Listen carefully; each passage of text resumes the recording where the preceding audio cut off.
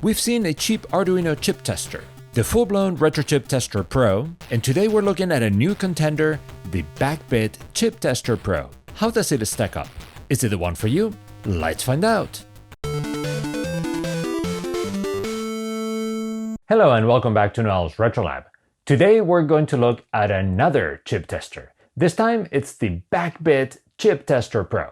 And while I'm going to try to make this review stand on its own, it's inevitable that I'm going to be doing comparisons to the Retro Chip Tester Pro I reviewed a few months ago, since they both, on the surface, seem to fit the same role. As it turns out, that's not quite true, and they definitely have overlapping, but not similar, strengths. So let's have a look at it. And here's the BackBit Chip Tester Pro.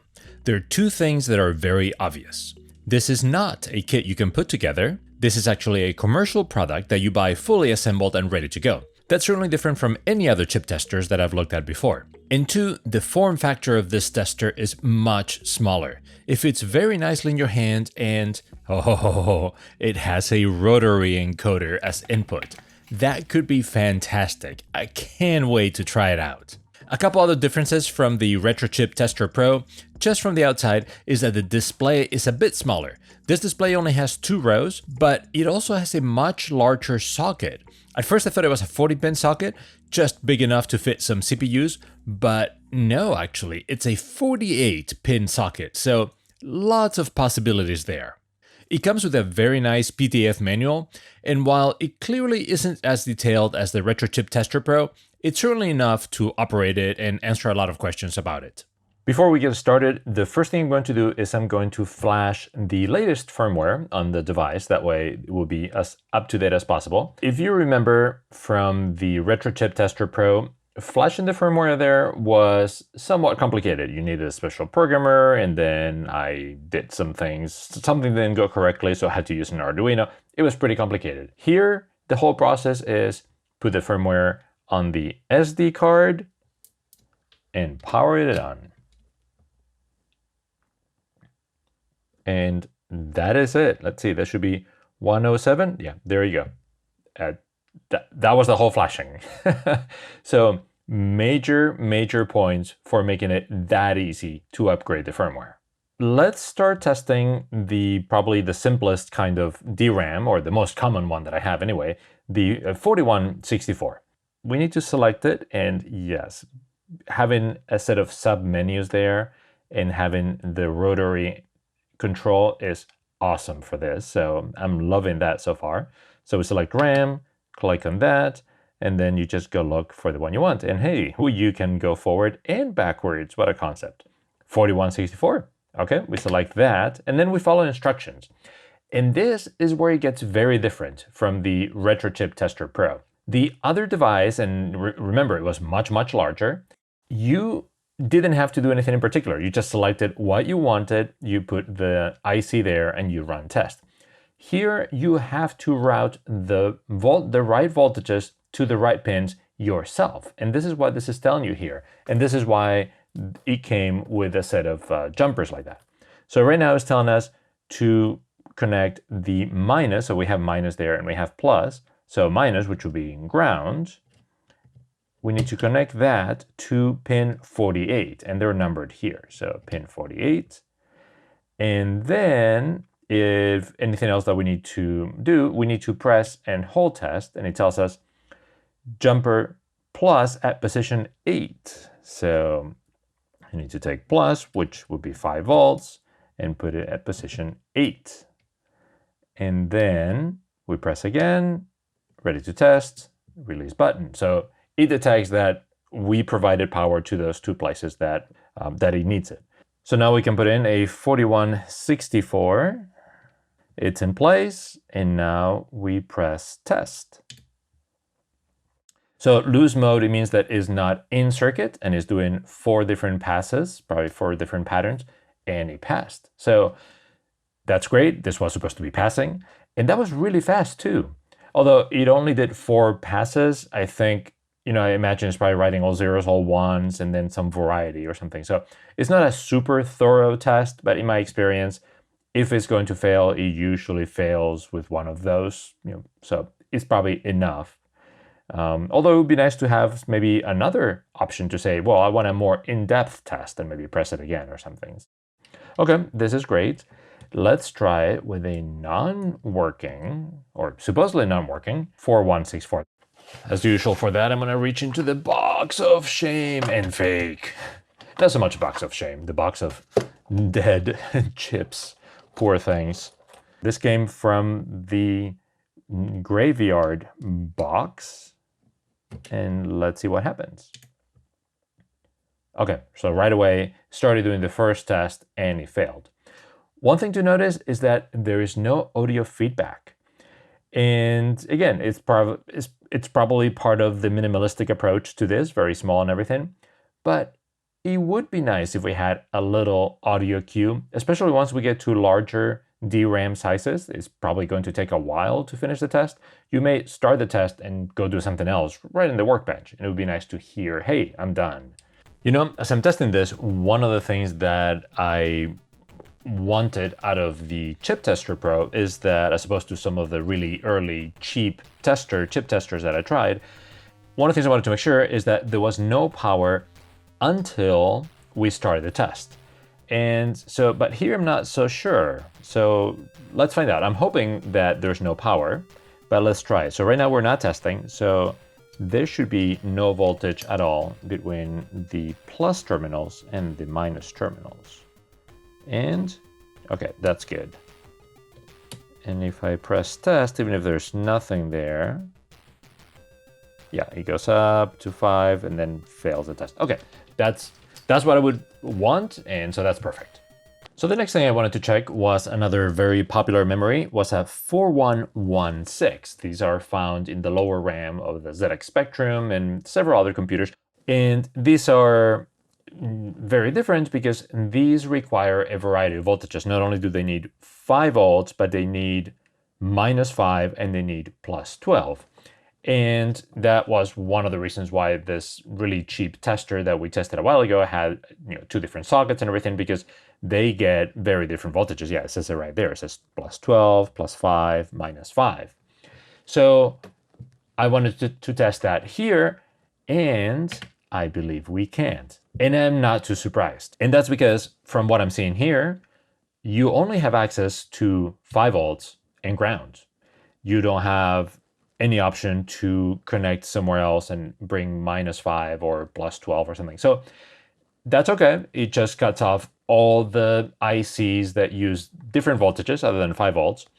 But again, it really simplifies it and it makes it much more compact and smaller and everything. So it was a trade-off, and I understand it. It's just a shame that such a useful and popular RAM chip as this one is going to be left out of this. Let's do one more RAM test, something large. So here we have a 4256. And let's see how long it takes. That's a full 128K. Okay, that is definitely taking longer. I would expect that. Great, it passed. So, and I think that's as big of a RAM as this tests, 128. So yeah, there would be nothing else that takes longer than that. Let's try reading one of these ROMs. So we're looking for a 16 kilobyte ROM, and it's an equivalent of a 27128. Perfect. Okay, let's test it. Okay, so it gives us the checksum. I don't know if he saved it on the card. Oh, wait, I don't have the card in. Can I add it halfway through?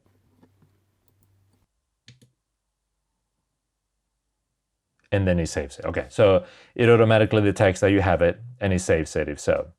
Okay, and that was really, really fast. Another thing that I'll definitely want to test is logic chips, like the 74 logic. And I have lots of them to try. So let me just grab one at random. Let's see, what do I have? 74LS38. I don't even know what it is off the top of my head. Okay, 38, and there it tells us. Okay, it checks that everything is good, and let's test it. And the test should be really quick. Whoa, it failed? Really? Here's a different 74LS38 test. Failed. That's weird. Okay, here I have a 74LS04. And this one passes. How weird that the 38s were not passing. And finally, let's try something a little bit more odd. So a 240, definitely a larger one. And it passes. Okay. Let's check those 74 less 38s. So let's try with the retro chip tester. I've selected 7438. Let's see what happens. So this one passes. So I wonder if maybe the firmware for this test is incorrect in the BackBit, and I just accidentally grabbed that one. Yeah, they all seem to pass. One of the most unique things about this tester is that it's designed mostly for Commodore computers. It can supposedly test almost, or maybe it's all of them, the chips in a Commodore 64 and probably lots of them in VIC-20s as well. So, to try that out, I'm going to use my favorite blue Commodore 64 since it has a lot of chips already socketed from a previous repair. And let's just jump right in with the CPU. Let's see what the tester can tell us about the 6510. So we'll select MOS, and there we go. Oh, it even tells you what kind of chip it is. Sometimes I admit I get lost with the MOS numbering system and I forget exactly what they are, so it's really handy that it tells you right there. And let's try it. Obviously, it can only do a few tests. I think it checks for clock, and it checks that maybe it generates different addresses, and yeah, that at least the basic ones are passing. So that's just very cool. So one of the ones that I want to see is the SID, because apparently it also tests the SID, which is amazing because it has analog outputs. So the SID is 6581. And here we want that at 14, and we want plus at 45 and 48. This is the first time we see one that has two 5-volt jumpers.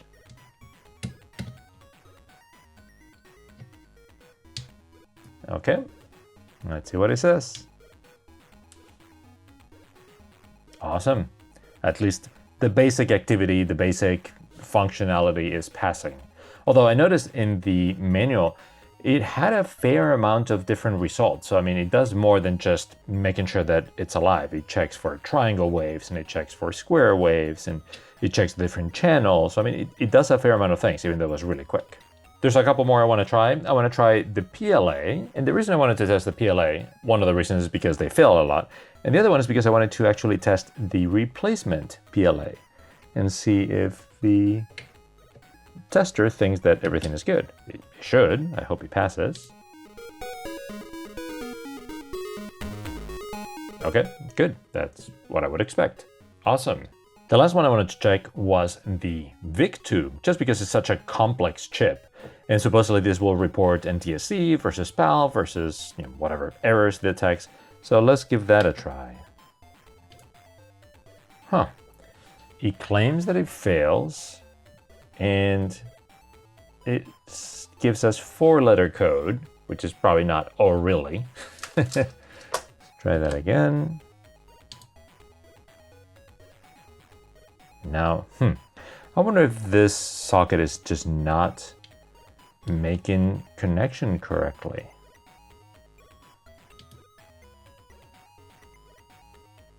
Keep saying though, now it's failing in Y.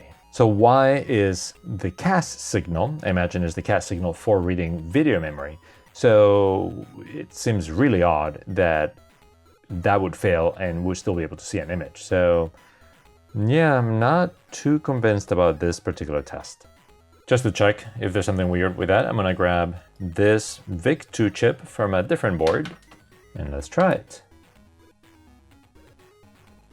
How weird. So all of these are working and it keeps reporting a failed Y. But probably even more important than checking that some chips are working, I'm curious how it detects that some of them are not working. So I pulled out these from my pile of non-working chips, and these are all MOS chips coming from a Commodore 64 or many Commodore 64s. So let's give them a try. So let's start with a PLA. This is the one that I'm least concerned about because it's a very straightforward set of these are the inputs, these are the outputs. So I'm sure it's going to detect that it's not working correctly. And let's see. Okay. And this, I imagine, is the sequence that made it failed. So it makes a lot of sense that it detects that. I had really no doubts about it, although I really should really mark it as tested failing. Here I have two SIDs. This is the new revision of the SID that unfortunately are not working. And let's see if this detects it. So these I think were very dead, so it should probably detect that they're not working. Yeah. And again, you can look up the reasons why it failed. That's probably like every single reason. Okay, so let's get to some more interesting ones. I have here a 6510 CPU and a CIA, and they're both faulty. So let's see if the machine detects that. I don't remember how bad this CPU is. So okay, and again, a bunch of reasons and maybe clock signal, who knows? But yeah, it looks like this one was pretty bad. And what about the CIA?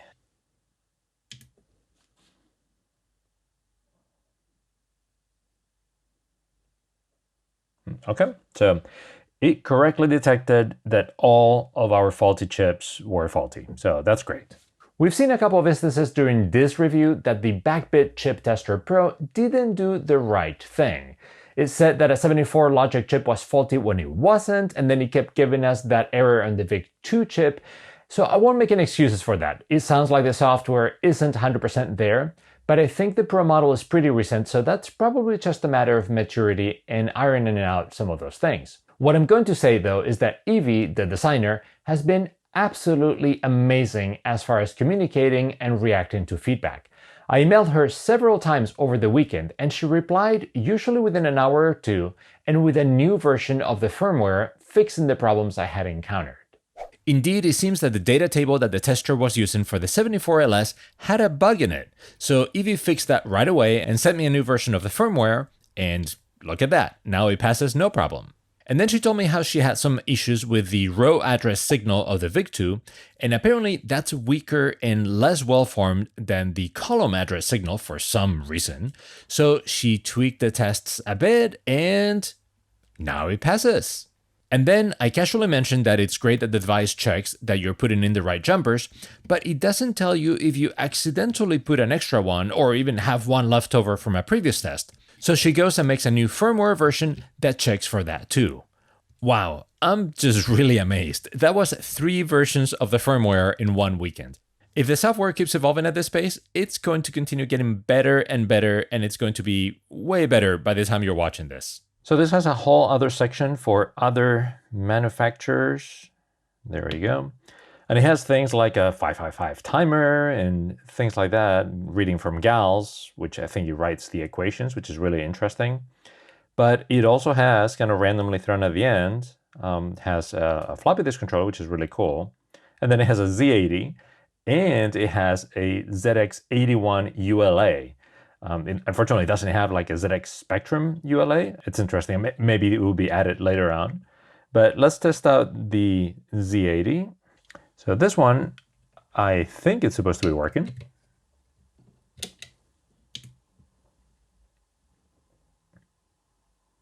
Okay, excellent. And now I have several that came from that box. There were actually many more, but I just grabbed a few of them. I wouldn't be surprised if maybe one of them, oh, like that. It says passed, but it's here for a reason. As far as I know, this is not working.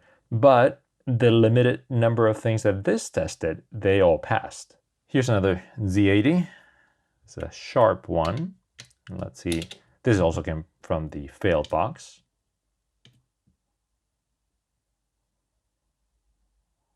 Okay, so yeah, this really only detects really, really dead CPUs, which, it makes sense. It's not trying to do a comprehensive test. So it's more like, if this tells you it's dead, it's really dead. If it tells you it's passing, maybe it's still dead. So that's something important to keep in mind. Earlier I said that the BackBit Chip Tester Pro will only work with chips that use 5 volts only, but that's not quite true.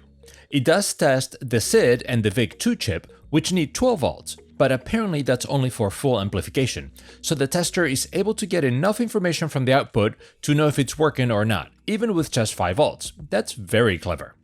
And so about the supported chip list, only having 5 volts means that it can test things like the 4116 DRAMs, which we saw earlier, that unfortunately are very common in ZX Spectrums and even in some versions of the Commodore PET. So if this is aimed squarely at Commodore users, it's too bad that it can't test those DRAMs. But apart from that, how many chips does the BackBit Chip Tester test? Oh wow, that's like a bad tongue twister. How many chips can the BackBit Chip Tester test if the BackBit Chip Tester test could test chips? Anyway, here's the list from the latest documentation. That's quite a lot, and I have no doubt they are probably some of the most used chips everywhere. But as a comparison, let's look at the list of supported chips in the Retro Chip Tester Pro. And wow, that's a lot more, without any doubt. I'm sure some of those is because they use different voltages, but even just looking at the 74 logic list, it supports many, many more. On the flip side, the BackBit tester also supports a lot of MOS chips that the Retro Chip Tester does not. None of this comes as a surprise to me. The Retro Chip Tester Pro was created by someone interested in a variety of old computers, and the BackBit Chip Tester Pro was created primarily for Commodore enthusiasts, so really they each serve their niche. I have to wonder how much room the BackBit Chip Tester Pro has left internally. Could it add tests for most of those chips? That would be pretty amazing.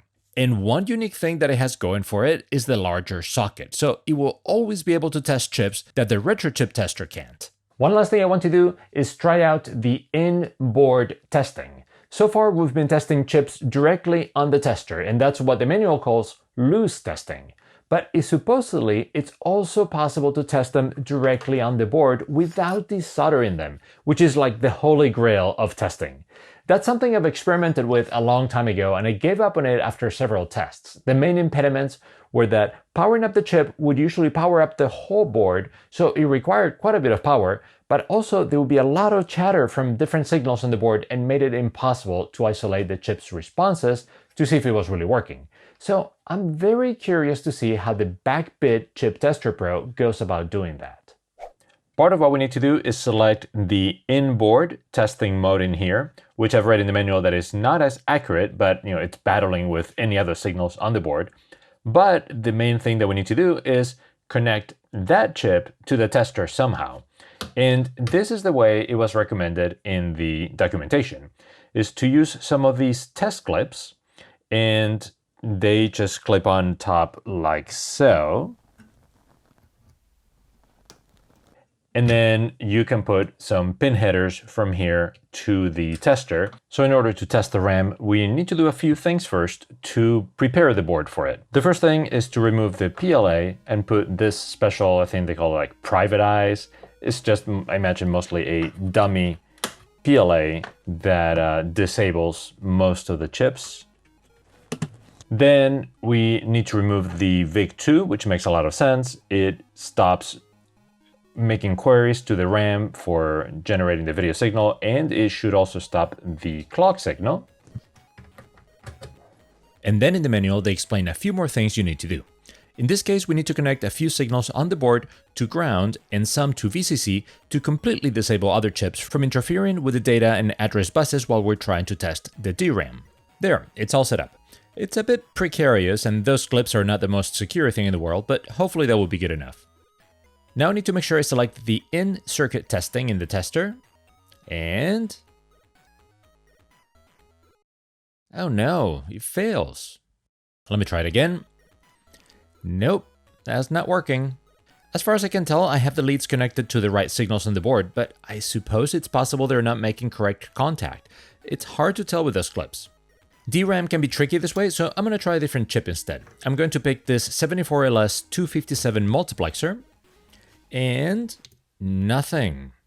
That's a bummer, but I'm not completely surprised. In-circuit testing is really difficult, and I'm speaking from experience here. Maybe my setup wasn't correct, or maybe there was something about this board. I'm not really sure. I'll definitely try it in the future though. And what about cost? That's something we haven't talked about at all. So how does it compare to other chip testers? The Retro Chip Tester Pro came to 110 euros and maybe a bit less if you source materials differently. That plus several of hours of assembly, which can be good or bad depending on your mood at the time and your skill level. The BackBit Chip Tester Pro is sold for $149 plus shipping, which is about 128 euros at the moment. So that's a tad bit more expensive, but certainly in a similar range. With that difference, really, I think the deciding factor shouldn't be the price, but which one is a better fit for you. So what's my final verdict for the BackBit Chip Tester Pro? There are several points to that answer. I absolutely love the form factor and the rotary selector, but you already knew that. Initially, I thought that having to put those jumpers yourself would be a pain, but it's actually totally fine, and I don't mind it at all, so that's fine. The tester itself is really fast, which is great, although maybe not as thorough as the Retro Chip Tester Pro. So really, in the end, you're left with the issue of supported chips. If all the chips you're going to want to test are supported by the BackBit, then I think that's the better choice. If you're going to be working on a variety of computers, especially older and obscure ones, then the Retro Chip Tester Pro is probably the way to go. If I could only keep one, personally, I would go with the Retro Chip Tester because of all the computers I like to work with. But I'll happily make room for both of them and first pull out this one out of a drawer anytime I need a quick test. It really is a fantastic little device. Anyway, that's it for today. I hope you enjoyed the look at the tester, and thanks to all of you who asked me to review it in the first place. As usual, leave me any comments below, and I will see you next time. If you enjoyed this video, please consider supporting Noel's Retro Lab on Patreon or joining the membership on YouTube. Not only is that the best way to support this channel and allow me to continue making more videos, but you also get some extra perks like early access, ad-free videos, and more. Thank you again to all the supporters. See you next time.